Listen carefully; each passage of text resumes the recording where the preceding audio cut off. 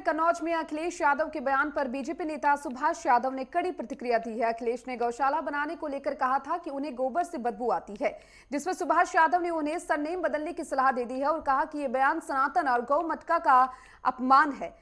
उन्होंने कहा जिसके लिए अखिलेश को माफी मांगनी चाहिए। इन्हीं सभी मुद्दों पर बीजेपी नेता सुभाष यदुवंश से खास बातचीत की है, सुनिए। कन्नौज में दिए गए अखिलेश यादव का बयान गाय, गोबर और गौशाला और इत्र से सुगंध और गोबर से बदबू। उन्होंने सरकार पर आरोप लगाया कि उनको बदबू पसंद है इसलिए गौशाला बना रहे हैं, हमें सुगंध पसंद है इसलिए इत्र फैक्ट्री बना रहे हैं। आपने पोस्टर लगाया है कि अखिलेश यादव को सार्वजनिक माफी मांगनी पड़ेगी, आखिर इसकी जरूरत क्यों पड़ी? देखिए, मेरे कहने का मतलब है कि उनको अगर इत्र से सुगंध आती है तो हमें कोई आपत्ति नहीं है इसमें।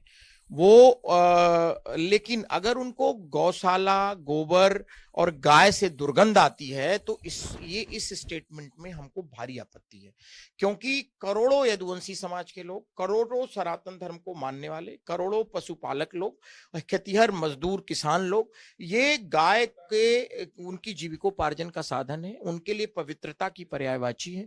तो इसमें जो है ये तमाम उनका हृदय उनके इस स्टेटमेंट से मर्माहत है। मैं अखिलेश यादव जी को आपके चैनल के माध्यम से कहना चाहता हूं कि अगर उनको इत्र की खुशबू इतनी ही पसंद है तो वो अपने हाथ में किसी मौलाना से फूंक करके इत्र की ताबीज पहन के घूमे, हमें कोई आपत्ति नहीं है। लेकिन गौशाला, गाय, गोबर से अगर उनको दुर्गंध आती है तो अपने नाम से यादव सरनेम हटा लें और औरंगजेब और बाबर के नाम का कोई टाइटल लगा लें। और यह देश और ये प्रदेश जो ये सनातन का अपमान करने वालों को बर्दाश्त नहीं करेगा, उनको माफी मांगनी ही पड़ेगी। कोई उनको नहीं रोका था। देखिए क्या है ना कि ईद की मिठास के साथ जो है वो कुछ उसमें नमकीन भी तो डालेंगे, तो वो नमकीन तब तक नहीं उनको मिलता है जब तक कि वो कुछ आरोप ना लगा लें।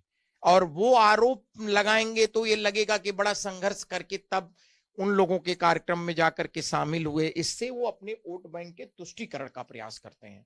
तो ये वो कुंभ में जाते समय भी करते हैं, वहां पर आरोप लगाते हैं सरकार पर और कि हमारा वीवीआईपी हूं मैं, मेरा वीवीआईपी प्रोटोकॉल होना चाहिए, ऐसा दिखना चाहिए।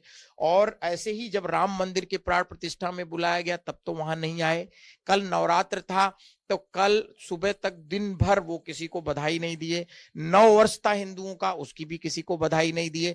तो मेरे कहने का मतलब ये उनकी वैचारिक दरिद्रता और जो है वो मानसिक जो संतुलन गड़बड़ाने का द्योतक है कि उनके पास कोई रचनात्मक विचार नहीं है, उनके पास कोई रचनात्मक कार्यक्रम नहीं है। इन्हीं सब चीजों के माध्यम से वो एजेंडा और प्रोपोगंडा अपना चलाते हैं। पुलिस के हमारे जवान अब इनसे पूछने तो जाएंगे नहीं कि किसका करना है, किसका नहीं करना है। जो भी पुलिस पर हमला करेगा, जो पुलिस पे गोली चलाएगा, तो पुलिस क्या चूड़ी पहन के बैठी हुई है? पुलिस को अत्याधुनिक हथियार इसीलिए दिए गए हैं। तो मेरे कहने का मतलब पुलिस किसी भी अपराधी को पहले पकड़ने का प्रयास करती है, आत्मरक्षात्मक चीजें करती है, लेकिन अब अगर आप उनके मरने मारने की स्थिति आ जाएगी तो क्या करेगी पुलिस? ये थे भारतीय जनता पार्टी के नेता सुभाष यदुवंश जी, जिनका स्पष्ट कहना है कि अखिलेश यादव का जो बयान है वो कहीं से स्वीकार्य नहीं है। सनातन का अपमान, गौ माता का अपमान स्वीकार नहीं किया जा सकता है और अखिलेश यादव को इसके लिए सार्वजनिक रूप से माफी मांगनी पड़ेगी। वीडियो जर्नलिस्ट दिलीप के साथ में राघवेंद्र प्रताप सिंह, नेटवर्क 10 लखनऊ।